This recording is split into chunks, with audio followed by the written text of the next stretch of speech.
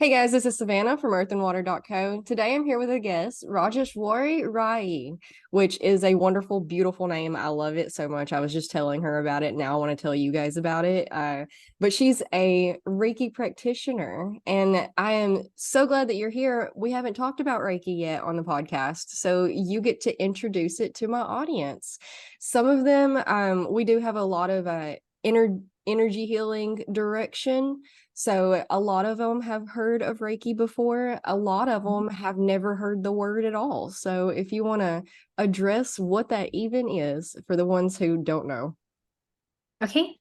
So for me, Reiki is an energy healing modality, but in essence, what it does is it will relax. It will get the body into the parasympathetic nervous system. Like it will basically activate the parasympathetic nervous system. And I think like so many of us are in a constant like drive and hustle mode, which if you don't take the time to slow down, it's hard to recognize where we are in freeze. I think it's freeze, flight, and can't recall the last one. Yeah, basically we get into like these zones where your body's not relaxing, and Reiki is one of the ways to come to a parasympathetic nervous system where your body can like breathe and like let go of all the stress that it's holding on. So with like our coffee and all that, it's not helpful that we have coffee first thing in the morning, because that actually stresses your body out. Apparently you're only supposed to have like coffee 2 hours after you wake up. They But that was a cool cup, like at a Chinese word. I wonder what that means. I don't know. It's supposed to be a Naruto cup. That's all I know. But All right. I'm a little obsessed. I have my jacket's also Naruto, but that's totally Yes. off topic. Actually, I used to be a chemistry teacher. I still do like chemistry tuitions on and off. So for the logical ones amongst us, I'll always tell them that Reiki is about resetting your nervous system, getting you into a place where they say that you're resourced, you're calm, you can think about the answers to your solution from a different space rather than being anxious and panic and like traumatized. Like those are not resourceful states, and we don't always make the best decisions from those points. So for the woo-woo people, like, because I'm also like semi-woo-woo, Reiki actually can do things like work on your childhood issues, like any trauma that you feel you have, that you haven't worked through with a counselor. It can also do like past life related stuff. A lot of my clients are coming to me for ancestral stuff. So it's such a big spectrum, but in essence, what Reiki promises to do is to make sure that you go back feeling a lot better before you came for the session. Okay, I love how you framed that because I've been looking towards Reiki and being certified for a while now. And I have people keep coming to me asking me if I do Reiki because it just makes sense that I do, but I don't yet. Yet. It's really hard to find someone around here in person who can certify me.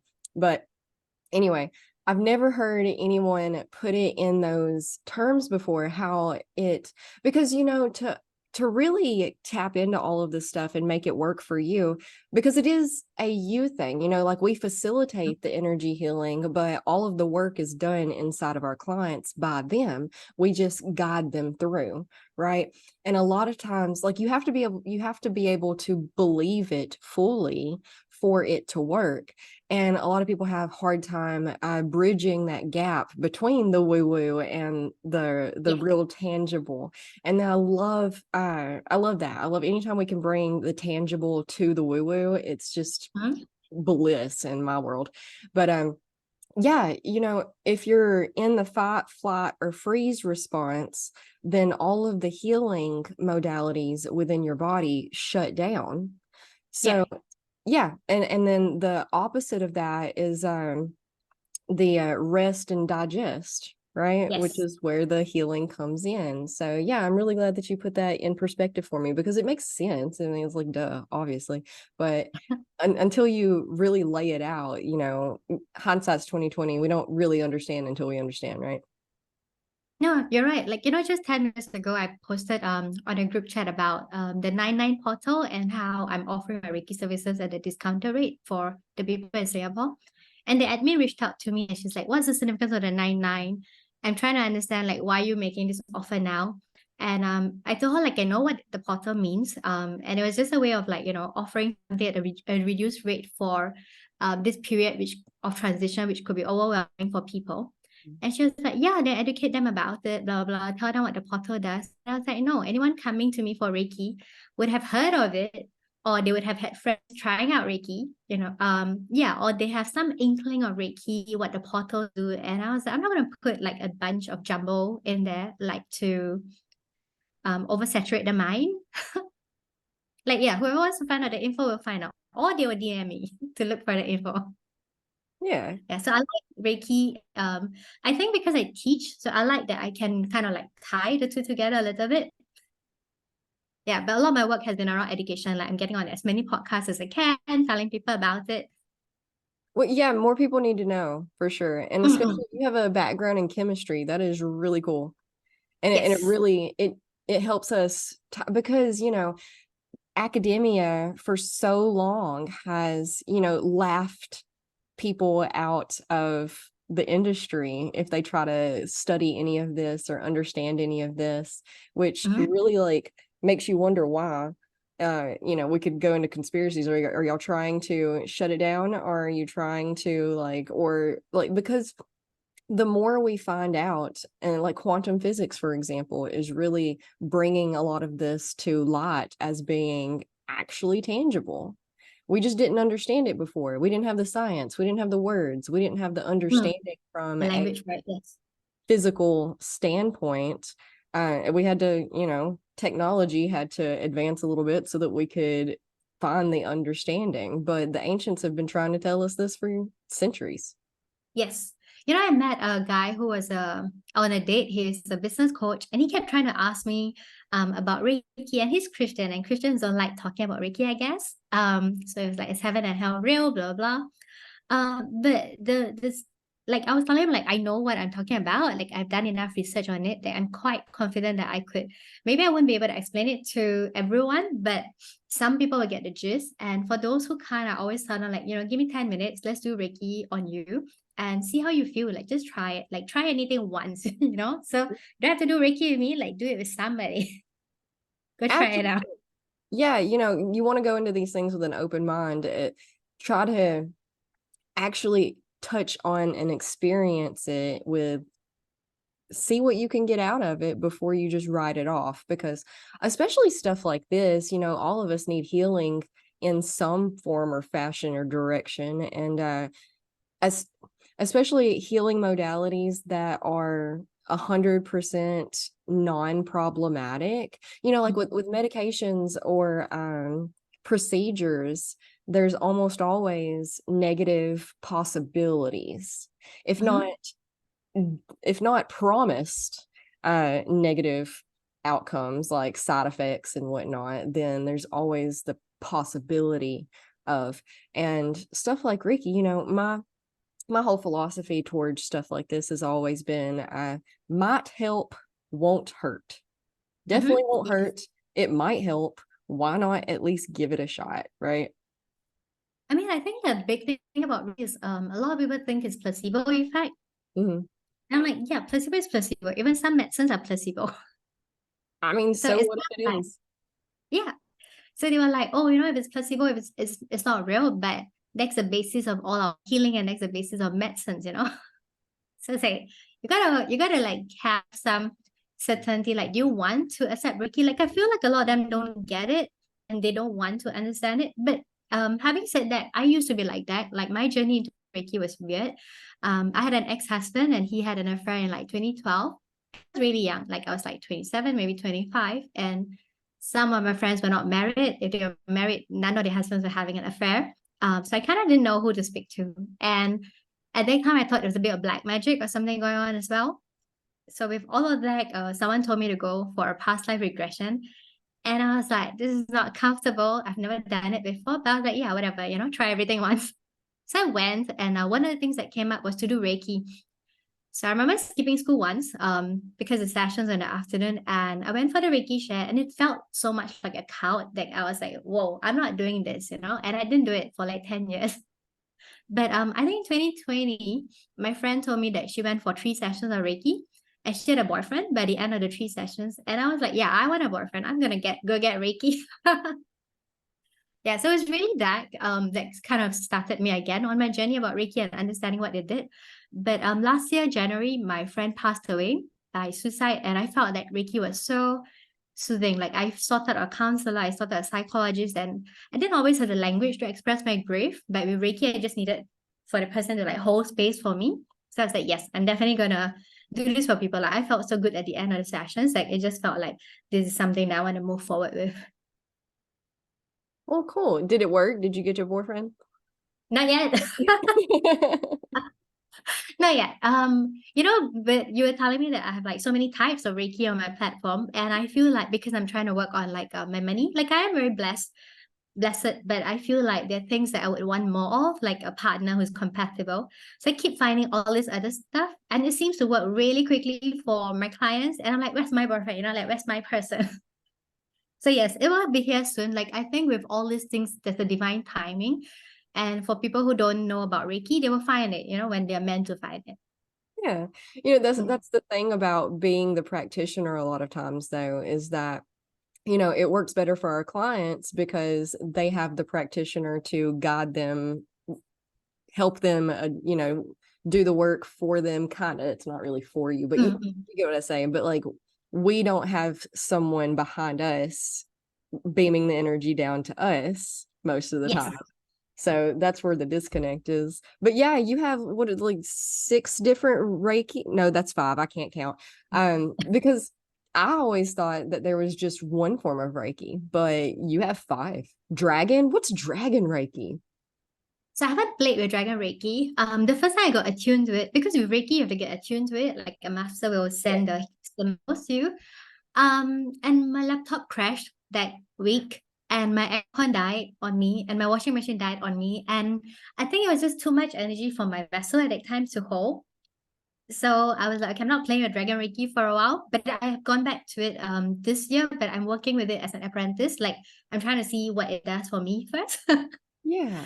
So yeah, I have no benefits yet, or no people that I've experimented with on Dragon Reiki with. But Soulmate Reiki I've tried. So Soulmate Reiki I've used it for someone who was trying to get pregnant. Okay. And it was very interesting because like I tend to see I think the symbol is like a heart and like two people connecting together. So for her case, I kind of saw a kid in the center, and I just made it a triangle and had all of them triangulating, like the parent and the child, and, I mean the dad and the child and the mom and the child. Yeah, and my friend got pregnant after like several miscarriages, and that was so interesting for me because I didn't want to disappoint her. Like I was like, yeah, I'm a Reiki master. I know how to do soulmate Reiki, but I don't want to make promises that I can't keep, And she's a good friend. Yeah, so she got pregnant after that. I know an ex-student who had 6 days after it. So soulmate Reiki seems to be my most popular offering. And then there's also money Reiki, which is like a lot of people think they will do money Reiki and get money, which they can. But money Reiki was channeled by somebody, and her intention was to neutralize money. Like she says that we keep thinking that money is evil, and as a collective, we think that money has all this like a power. And so she's just looking at neutralizing the power of money, coming back to a place where I am the universe, I am divine, I know how to create all the opportunities that I need to create. So I really liked the way she posted it. So you may get more clients, you may get a random amount of money that you want, but in essence you would be peaceful in the presence or the absence of money. So yeah, those are the two that I've been playing around a lot with. So with Reiki, it's traditional. Most people only work with one, but it's kind of like a radio where you could switch on the radio, but if you go to a different dial you'll get jazz music, if you go to a different dial you'll get classical. So it's kind of like just playing around with the nozzle a little bit and fine-tuning to that particular frequency that you want. And it's a shortcut. Like we're in that age of having shortcut. Me and Savannah don't have to meet in person. We're doing this over Zoom because we can. So like why not capitalize on these shortcuts? Yeah. So, would you say like the Dragon Reiki is more powerful than the other ones? I did experiment with it last year, August. I think it is, yeah, the time I think my vessel wasn't ready for it. Yeah, so I haven't like really offered it as a thing yet. But apparently we are moving into a dimension where like dragons are supposed to come in and unicorns are supposed to come in. There's mermaid Reiki, and there's quite a few. But those next where I'm like, okay, this is maybe getting a bit too woo-woo, even for me. Yeah, but I mean, I imagine that I will bring in Dragon Reiki in time, like probably next year or so. Once because I feel like I don't want to experiment with things like I don't have a good understanding of. Mm-hmm. So it's one thing to experiment with me, but I've also worked with like Ganesh energies. Like it's also a Ganesh attunement, a Ganesh Reiki. Hmm. And it's really cool that you can kind of like bring in all this energy. So always when I channel, I always feel like, okay, whichever ones I'm attuned to and whatever this person needs, they will get. Yeah. Okay, So that cool. would kind of like protect my clients too. That makes sense that you could like tap into the power of or the energy of different um modalities is really the only thing. Like energies, like dragon has its own energy. Like, Mm, when you think of a dragon, you can essentially, yeah, tap into the archetypal energy of a dragon. We're like, wow, mm. that's fierce, that's powerful, that's strong. It just makes sense. And it's not a whole lot different than embodying a certain archetype. No, I mean, I was just thinking in yoga terms because you do yoga, right? That there's Yeah. yin yang yoga and there's I don't know, like hatha yoga and Mhm. kundalini yoga, like the different versions, and they're all meant to achieve like different things, Yeah.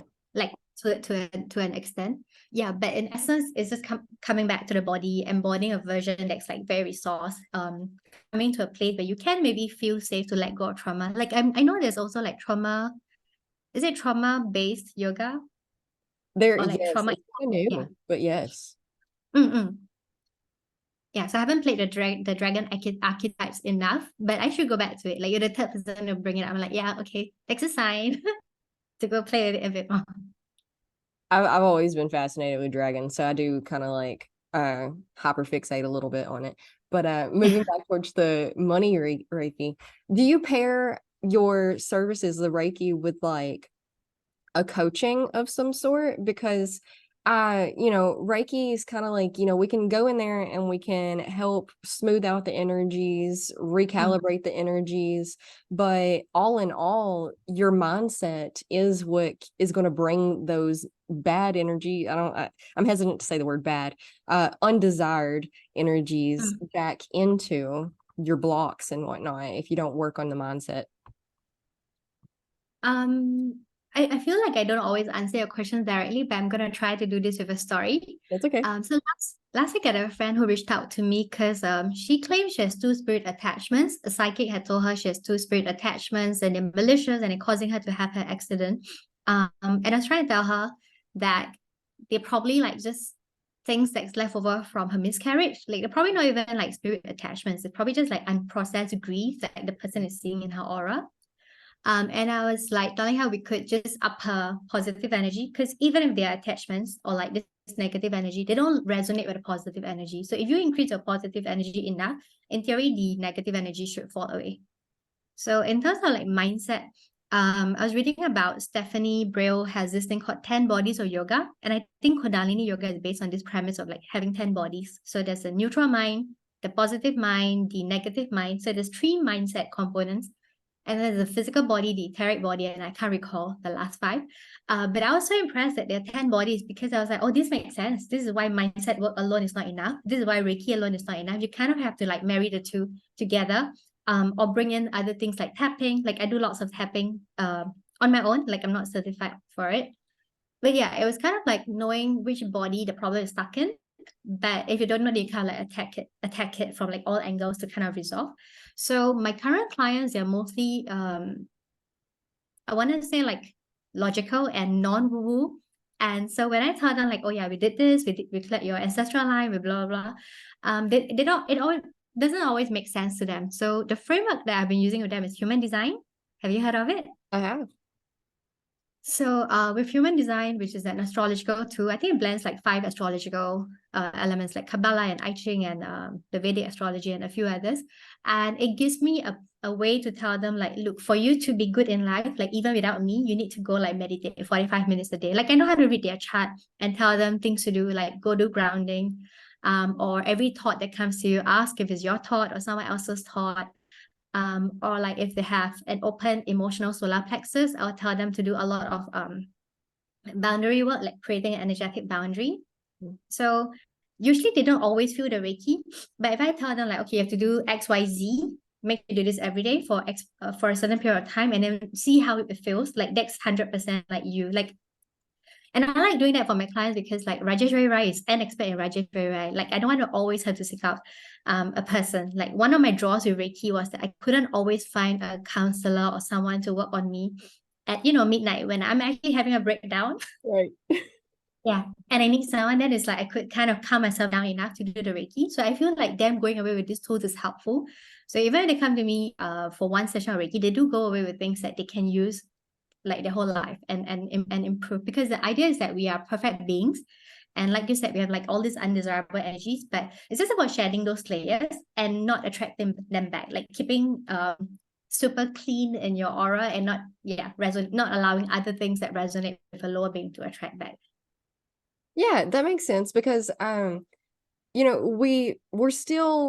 brand new at this as humans. Mm-hmm. Like we are like the understanding of, because before now it was just everything was faith-based, Mm-hmm. just trust me. Just trust me. Like this is what it is. Just trust it. And now we're starting to actually like understand it, and that's a little hard sometimes because you can go into the energies and just remove it. And as long as you trust that it's removed and you feel that it's removed and you agree that it's removed and all of that, then it's removed. Like it's fine. You can heal everything in a split moment. But as humans, we don't feel like it should be that easy. We feel like we have to, heal a little bit now, and then Mm-hmm. we'll heal a little bit later, and then we'll try it again and heal it, and like eventually it'll be all completely healed, right? But breaking down our essence essentially into these layers, these energetic layers, helps to understand a little bit because I don't know why, but it does. Yeah. No, I think it makes a lot of sense. Like recently my posts, they've all been trying to come from an educational point of view. Like everyone keeps thinking that chakras are like weird or they're like Hindu and all that. And it was very interesting to me that the 7 layers of chakra is the Maslow's hierarchy of needs. And I first came across this in like teaching school. And the premise was like, if your child is hungry, he's not going to listen to you. Mm. And I was like, that's so cool. It's true that your safety and security are your primary needs before you can go to like the seventh, which is enlightenment. So there's like all these layers, like you have to make sure there's food, there's water, there's shelter, and then he can like move towards creativity. Like you kind of like move through the 7 layers, and that's what your 7 chakras are supposed to represent. So we Mhm. probably have like different models for the same thing in different religions and cultures.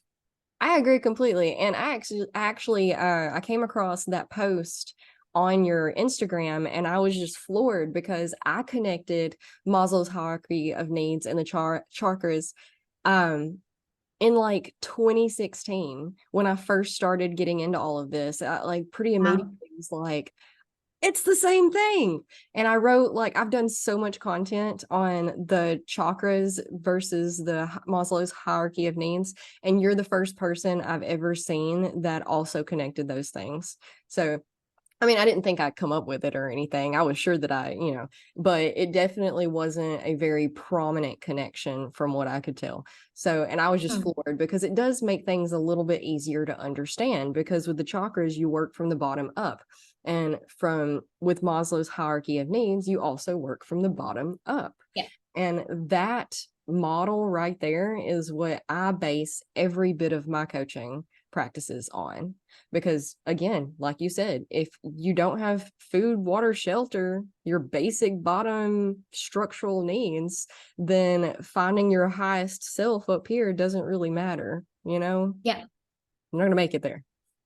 No, I agree. Like I was talking to a friend, but sorry, I want to bring in this thing. Like I don't know why this one's a country, but I was talking to a friend yesterday, and she was saying how she went for I think it's a Millionaire Mind by T. Harv Eker, I think. Like he had a workshop in Singapore, and right after the workshop, she wanted a Reiki session because she said like, "Oh, my sis is trying to run away from home. Like she's bipolar." And I was telling her like, "Isn't it cool that you're trying to upgrade? You're trying to move to the next rank, the next rung of the ladder, and something's pulling back. It's just like the 3D is not real per se, but it takes a lot of effort to see the 3D is not real." And I was like, "Oh, fascinating that you have this problem right after you tried to upgrade yourself." Mm-hmm. I told her like, "No, I'm not going to do the Reiki for you. Like, go sit with it." Yes. Yes, and I really like that you give people tools like meditations and stuff, because like Mm, we can list out a 2-page like just bullet point list of all of the things the tools that people could go use to work through these things themselves, but they really do. For one, it is a lot to work through, like mm, not every modality is going to be the modality for you. Not every meditation is your type of meditation. For example, like if, because most people think of meditation as just sitting still for like hours at a time, cross legged and good posture and just silencing the mind.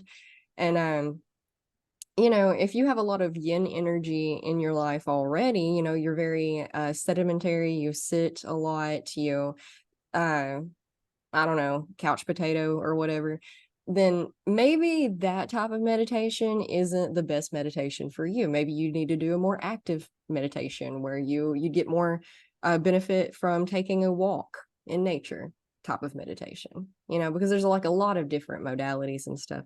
So yeah, coming to a practitioner that can help you like analyze yourself a little bit and figure out where you're at and where you want to be, and just mhm. somebody who's been doing all of this, and you can bounce ideas and problems off of them, and then you can prescribe them essentially like a doctor prescribes you Yes.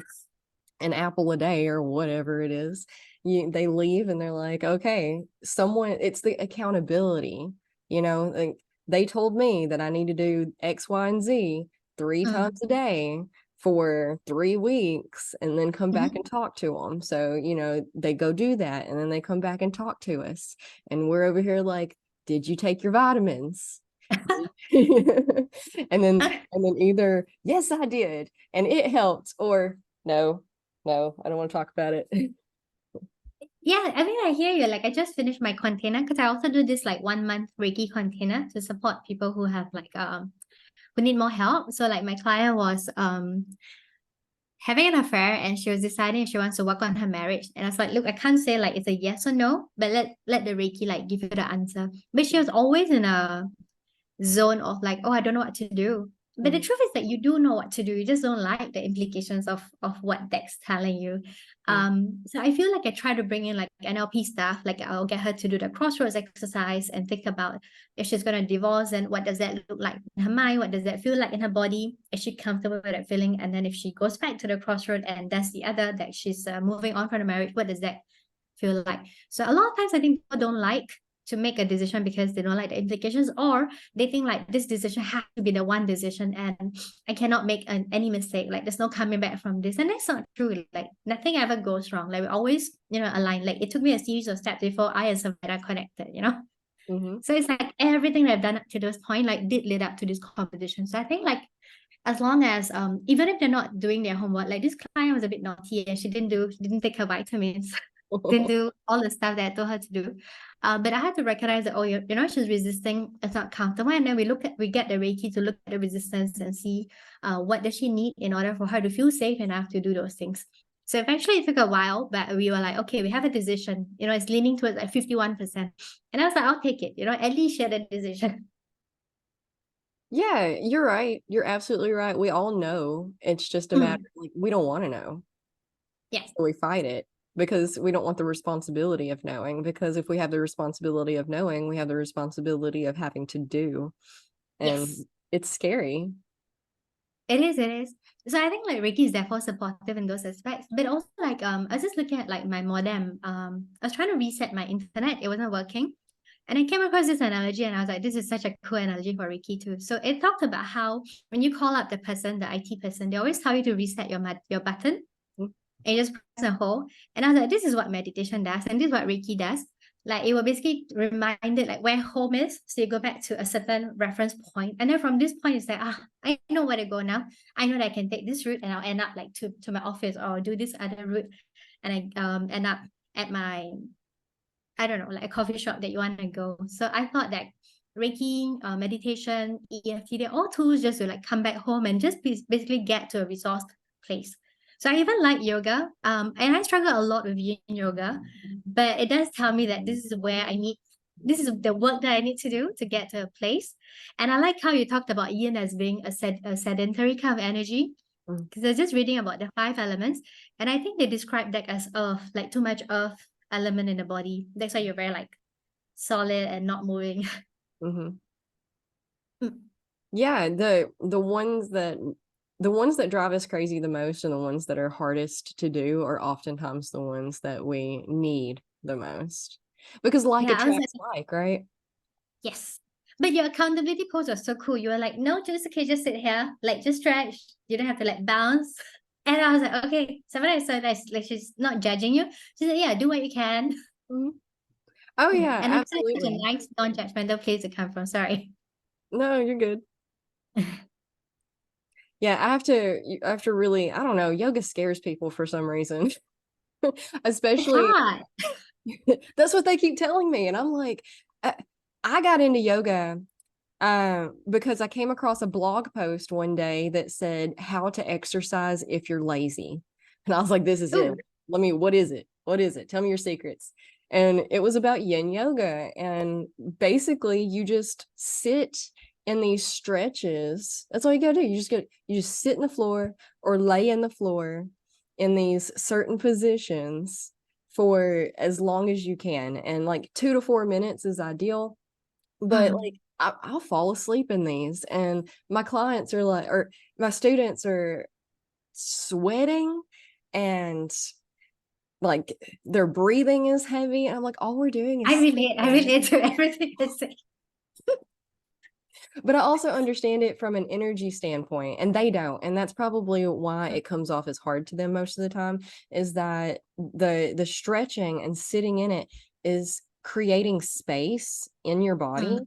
to get that energy moving. So when the energy gets moving, you have all of these energetic blocks that are just the stagnant energy that's stuck there, that emotion from that time you were betrayed by your best friend and you never really got over it, so it's just been sitting in your hip muscles. And now, and they've been tight, you've never stretched them out, that you've never let it go. And letting go from both a mental and physical standpoint, because we get in these stretches and then it starts releasing and relaxing the muscles, the ligaments, creating space for not only energy flow, but better blood flow, better, Mm. like oxygen flow, oxygen's being able to get to the cells better. And in that, it's clearing out all of that tension that you had from that emotional thing that happened years and years ago. So, yeah, it's uncomfortable. And Mm. you may actually, the sweating and the heavy breathing might not actually be from the stretch itself as much as it is from that trauma that's being released and Mm. processed to leave out. But like, it doesn't, on its way out, it doesn't say, hey, this is from when that happened. We have no idea. We're just like suddenly crying, and we think it's because Yes. it's, that yoga hurts, but it's, yeah. No, last year I came across this thing called trauma release exercise. I went to an EMDR specialist when I was working with the grief for my friend. And it was so cool because I was just like shaking, like they get you into certain positions and your body will just shake. And I just felt really good at the end of the day. And I was like, oh, this is amazing because I don't have to know like when it originated. Like I don't have to know the when, the why, the how. I was just like, I feel better. I like this space. I'm gonna come back and do this like again and again until I feel like all of it is as much of it is out of my system as possible. But with trauma and like yoga and all this, we always think like, oh, what can I do until I don't have any more trauma? But Mhm. that's like saying like, how do I shower so nicely today that I don't have to shower again tomorrow? Absolutely. I like that analogy because you're absolutely right. Things are always going to be thrown at us. And, honestly, it feels, a lot of us feel like the more we work through and process our trauma, the more we catch from like Yes. outside and stuff. It's like, no, leave me alone. I'm doing everything right. I'm taking my vitamins. I'm eating my apple a day. I'm stretching. I'm meditating. Leave me alone. But that's just, like attracts like, and you're processing it. So, but it's also a good level up, because you can't level up your life without all of these character building things. No, I agree. Actually, I remember going to my third or fourth session with the EMDR lady, and I was like, You know, in the past, I feel like they would have thrown this problem at me and I would have been like, okay, bring it on, you know, and I would have been able to tackle it. But I was telling her like now, like even the slightest inconvenience, like oh, and like making me go into this like heightened state. And she's like, yeah, because now I'm teaching you what normal really is. Like this is what normal is, and this is what your normal used to be, like a lot higher. So she talked about how I had such a heightened state in my nervous system. I had like a really high pain tolerance. Mhm. And she's like, and that's not normal. And she's like, now that you know what normal is, like the slightest bit, then you can like process it quickly. I was like, okay, that's true. Like I catch it so much quicker. And Mhm. so it moves more quickly. So like even for me, like I'm supposed to do my Reiki every day, and I've already been doing that for a few years. That is So it's absolutely really true. practice. Yeah, I agree completely. Your tolerance level, it's like they talk about when you tell friends about your trauma and you're like numb to it and everybody else is like sitting there with their gaping mouths like, "You what? Like you experienced what?" And you're like, "Yeah, it's no big deal."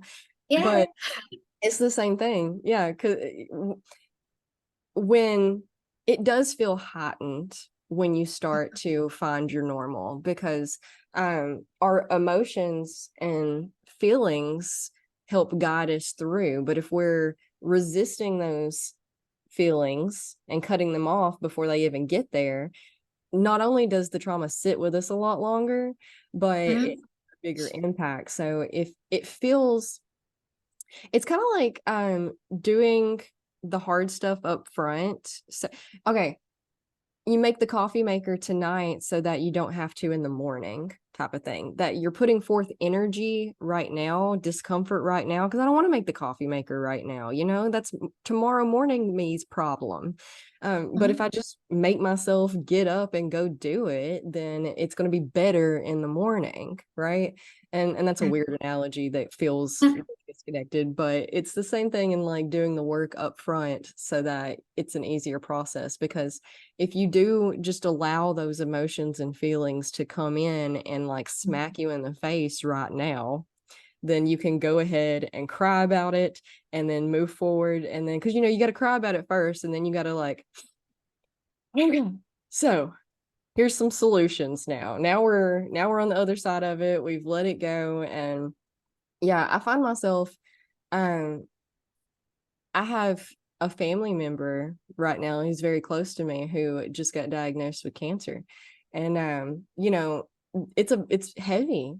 And instead used to I would have mulled over this for just an eternity, right? Like there would have been no waking moment that I couldn't put it to the side and get other things done. It would have been all encompassing. It would have been I would have not been able to do anything else. But now since I've been doing all of this work, like, yeah, it hurt. Yeah, it was heavy. Yeah, it was a blow to the face. And I cried and I was not okay for like 2 hours. And then I started like reining myself back and was like, all right, Mhm. cool. All right. So, yeah, that hurts. All right. All right. So, what are the facts? What do we know? Now I can get my head straight. Now I can uh, know where to look now to move forward. And because it's the whole like the process of grief. You gotta Mm. feel it, then I don't know, it's like denial and then acceptance, and then once you hit accept, there's some more in there somewhere. There's like five or something, I'm not Mm. really sure. It's been a really Yes. long time since I've read about that. But once you hit acceptance is when you start to like be better, I guess, emotionally, just as an No, example. I hear you. That is just like leveling up. But I love the self-awareness. Like you knew that in the past this would have taken me like XYZ days, but now it's taking me only like the 2 hours and I can move forward knowing like with all the tools that I have. So I think that the self-awareness is like amazing. I was Mm, just talking to a friend today who had like chest congestion and she went to the doctors and she was talking about how they were giving her a bunch of medicine that she didn't want and she thought that was because they were just trying to like raise the prices on it. mm, And so finally she refused it and went home and she said, but I'm still sick. So I told her to do a qigong exercise. I was like, chest seems to be unprocessed grief. And I was like, you're sick and maybe you don't want to hear this, but chest is always about unprocessed grief. And for her, mhm, it's been like 2 to 3 weeks now. And I was like, just try this 5-minute exercise, see what happens. And she did it, and she says like she feels so much better. And I said, there you go. Like it's really just about moving the things, and the physical stuff that presents in the body is always like it has to be an energetic body first, right, before it filters down to the physical body. But knowing that you can hold space for yourself, I think that's amazing, Savannah. Well, thank you. Yeah, no, trying to explain to people that, because I know that, but like, Mm, there's such a disconnect between people who know these things and like the quote unquote normal people. And for example, my grandmother has had heart issues for years and years and years. And man, can you imagine? I find myself all the time trying to explain to her that heartbreak and mm. unprocessed heartbreak is what causes heart issues Yes. without her thinking I'm crazy. Yes. Like they're not open to listening to it, right? Like I had an auntie with cancer, and she mentioned how like Reiki helps her sleep better. And I was like, yeah, if it helps you sleep better and if it helps regress the cancer, like that's cool. But it was kind of hard to tell her, like, hey, this is you being too critical Mm-hmm. with yourself, and that's why it's like eating away at you and presenting like that. Yeah, but also like they're older and they don't always understand, and I feel like it's fine. Like I would do, like if they ask for the Reiki, I'll send it. But if they don't, I guess they'll probably get to a place where it's uncomfortable and they will work on it. But yeah, until she gets there, it's like it's fine. I realize that not everybody has to be at the same place like I am on. Like Harris Lee, I think, or Lee Harris, he had a book, Conversations with a Z. It's a channeled text. And he was saying how if everybody stood on the same rung of a ladder, if the ladder represented consciousness and everybody was standing at the same place, then it'll be awfully crowded on that rung. That's And true. he's like, yeah, so it's like, it's cool, just be accepting of wherever they are. And so he also talked about life as being a puzzle, and how if we knew all the puzzle pieces, like if I knew like, oh, everything I needed to make my life 100%, because I was just thinking like, some people are like, oh, Rajesh doesn't have a boyfriend. Why should I trust her to have like soulmate Reiki from? And sometimes I wonder that myself too. And then I recall that if I had all the puzzle pieces, then life's not fun anymore. Like you kind of want to have some curiosity about life. Like, where's this going to take me next, So I thought that was really cool. Like his rung, the ladders analogy and the puzzle analogy. That you don't have to have it all figured out now. It'll make sense at the end. And if it doesn't make sense yet, then you have another lifetime to try and another lifetime to try. Like what? There's no rush, We get Yeah. there, we get there. Yeah, that makes sense. Because even those of us who are in positions of leadership like this, everybody wants us to have all the answers. And you know what? A lot of people in leadership positions pretend to. And Hmm. but that's so non-realistic. Nobody has all the answers. We are all, because even people like us, we're still humans experiencing the human experience just like you guys are. Like all I can Mm-mm-mm. do is present to you what I have available. And then, but you probably got some pieces that I've never seen before that I could use. And Yes. that's what we have to remember. Everything is an exchange of energy. And but yeah, it's really hard. It can be really hard when you have like a family member or a loved one or a friend or something that's going through something and you're like, I see you struggling. Have you tried this right here? Oh, you think that's hogwash. Okay. Okay. But like you could try it, you don't want to try it. Okay. So Reiki actually has this principle that you can send someone Reiki, um, because Reiki is always permission based. So I remember there was a guy who wanted me to do Reiki for like a population of students, and I was like, I can't, because I don't have explicit permission from the kids. I don't have permission from the parents. But there is this like bypass that you could, like, I think we had the Maui, was it the Maui fires, Yes. the ones in Hawaii? So they said that you can send Reiki to like a region and to a group of individuals in that region, and just ask that if their higher self wants the Reiki, let them accept it. And if they don't, then it will go to the ground and it will go to whoever else wants it. So I have like two different teachers. I mean, by now I have like 5 different teachers for Reiki, right? Because everyone I learned a different modality from. So they're always like divided about it. And I'm like, yeah, I'm just gonna do like what's best. But you can always have a caveat that, only if the person wants it, they'll receive it. So I will send like my friends who are struggling, they don't want it, then it's gonna go to someone else. who will appreciate it. I like that. Thank you so much for sharing that because I'm probably going to use it. Yeah, I've been my friend was telling me how her relationship with her father is like strained. But she's a Reiki practitioner, and I was like, you don't have to talk to him physically, like just connect with him energetically and tell him everything you want to Yeah, tell him and have the conversation. Yeah, I didn't think I was like, absolutely. That's definitely a thing. Yes.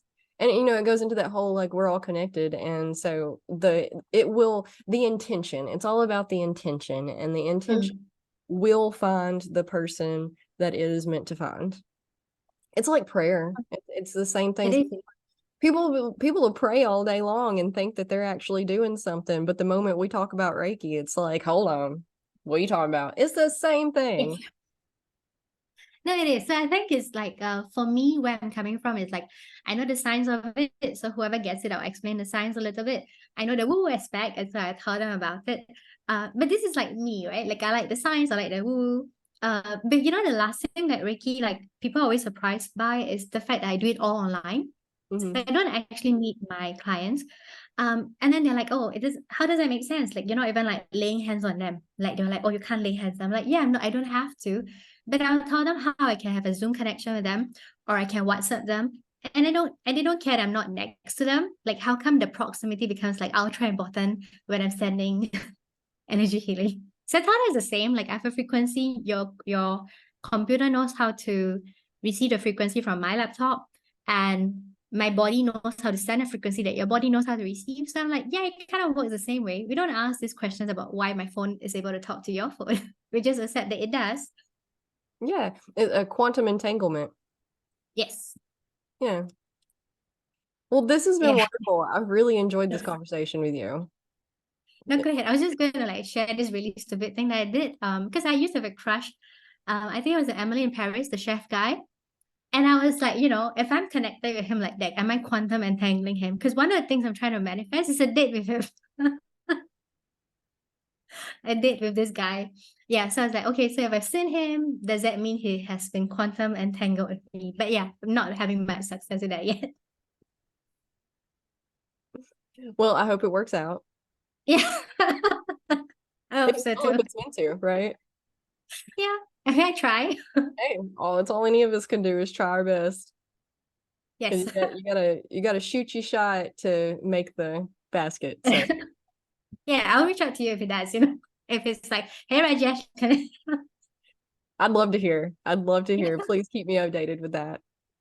yeah, All right, so we're coming up on our hour, and this has been wonderful. Would you like to tell people where they can find you? And of course, I'll link it around, but sure. My website is Reiki Energetics. That's REIKI dash ENERGETIX.com. And my Instagram handle is by the same name without the dash. So Reiki Energetics. I'm also on LinkedIn, but yeah, I do it on LinkedIn for like my smart folks. Like it's a bit more intellectual, but yeah, you can reach out to me on those platforms. I'm most accessible on my Instagram. awesome. Well, thank you so much for sharing all of this today. It's been a pleasure. Yes, thank you, Sarah, for having me. You have a great day. You too.